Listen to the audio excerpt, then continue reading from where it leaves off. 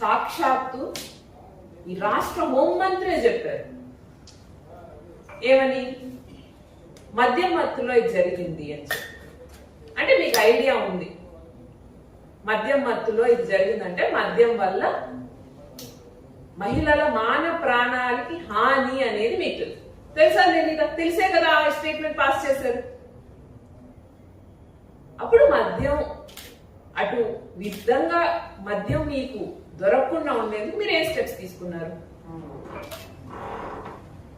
అటువంటి స్టెప్స్ ఏం తీసుకోరు. గంజాయిని అరికడతామన్నారు, మద్యం వల్ల ఇబ్బందులు వస్తున్నాయని తెలుసుకోని వాటిని నియంత్రించాలనేటువంటి ఆలోచన లేదు. మీ ఆలోచన అంతా తిరిగి తిరిగి ఏమొస్తుంది?